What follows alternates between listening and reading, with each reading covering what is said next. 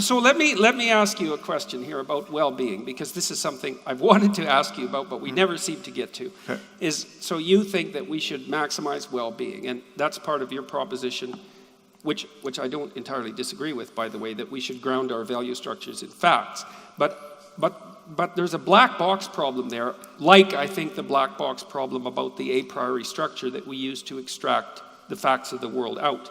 And the black box problem is, if we could measure well-being, it's like, yeah, that's a big problem, Sam. Like, we have measures of well-being, and they're terrible. Yeah. Like, they are. If no, I'm agreeing. I don't think but it's not a problem for my thesis. We don't have measures for anything we care about, really. Yeah, but I mean, if your thesis is that if we had the measures of well-being that were appropriate, we could use them in a positive way, and the response is, but we don't have those measures, it's like, then what do we do? Oh, no, we have measures. I mean, this conversation is a measure.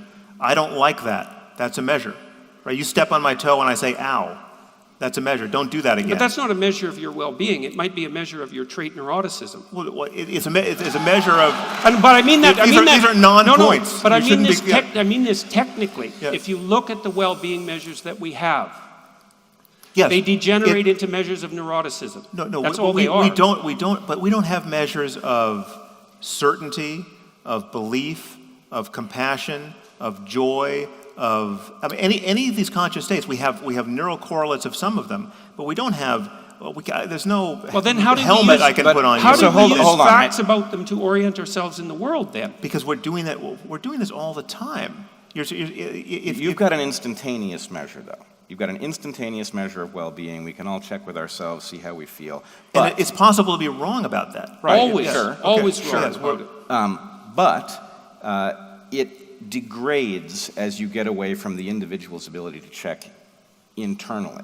On the other hand, the internal thing isn't reliable, because not lots of times reliable, you're happy when you're doing things that are terrible for you yourself. could take a drug that would make you feel very good and would cause you to take apart your own life because it would. You mean like cocaine, for example? Right. It would destroy the motivational structure that gets you to do stuff of value that you're right. So we can't use emotion, moment-to-moment emotion, as an indicator of well-being. The instantaneous is not good, but you have a parallel problem. It looks to me like the exact mirror image, which is that you've got an integrative, long-term measure of well-being instantiated in an evolutionary belief system, but it's coming apart because we are living in circumstances that are less well mirrored.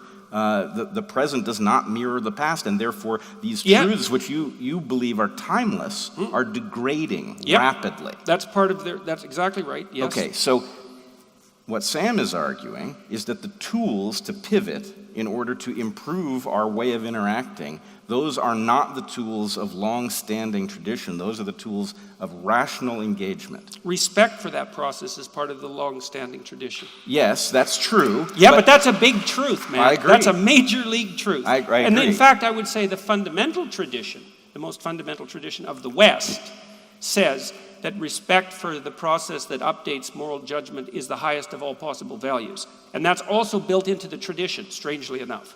I agree it's built into the tradition, but I would argue that it is very likely to be compartmentalized. In other words, I was a little bit struck when you said that, what did you say about scaling? You said that good reasons scale and bad reasons don't. Isn't that the opposite of the truth?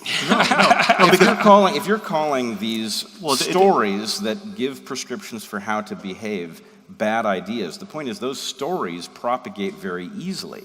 So if we want to talk about the gun and whether it is loaded, the idea that the gun is definitely loaded, that scales really easily, right? You can pass that along in one sentence. And the consequences of being wrong about a loaded gun also scale, right? So, no. Well, if you want to talk to people about very small possibilities of very dire things happening, they trip over it. It's a hard thing to get. It's almost impossible for children to get it. So the point is, the one thing does scale, a story that says, yeah, every gun is loaded.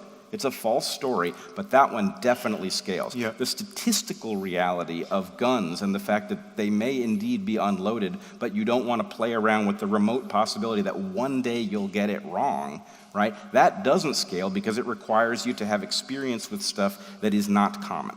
Right. Well, so there are two things here. One, you bring up an ancillary but very important point, which is that moral progress here is often the result of moving from our story-driven, protagonist-driven intuitions to something far more quantified, right? So I mean, this is a classic, moral study done by Paul Slovak, who I'm sure you are aware of, where you tell people about one needy little girl in Africa, and you give her a name and show her picture, and what you elicit is the maximum altruistic, compassionate response from subjects.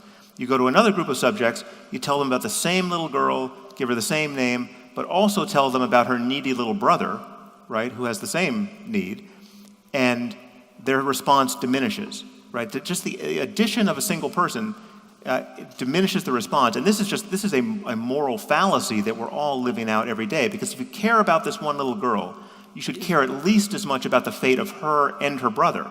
And when you add statistics to it... No, you shouldn't, because Well, you'll exhaust yourself. No, you shouldn't. This is a bug, not a feature. Man, you'll exhaust yourself in the attempt. No, because we need... What, are you going to care for 100 people with the same intensity that you care for one? This is what this software flaw gets us. It gets us people who will watch for hours a day with effortless and tear-stained compassion the saga of the little girl who fell down the well, but who will blithely turn the channel when they're hearing about a genocide that is raging and hundreds of thousands have already died. Sam, right? listen, guys.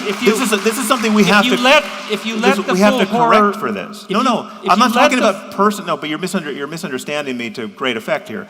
That I'm not saying that you should personally be overwhelmed by the death toll every day. I'm not saying that it's functional for you and I to each personally get up each morning and just drink deep of the full horror of all the bad luck that is spread. No, maybe it is, but maybe we can't handle it. But as societies, we need, when you're talking about how we spend our money, how we apportion foreign aid, the kinds of wars we fight or don't fight, the kinds of then we have to correct for what is in fact a moral illusion, which is we know that if we tell we tell one compelling story about a little girl, right, we could go to war over that, right, whereas we won't be motivated by a genocide.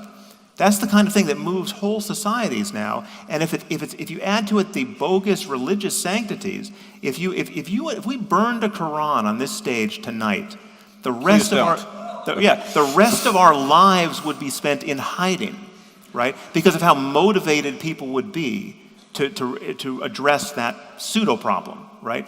That's the world we're living in, and civilization, insofar as we have a purchase on it, is a matter of correcting for those errors. And religion, for the most part, not across the board, but for the most part, is standing in the way of those course corrections.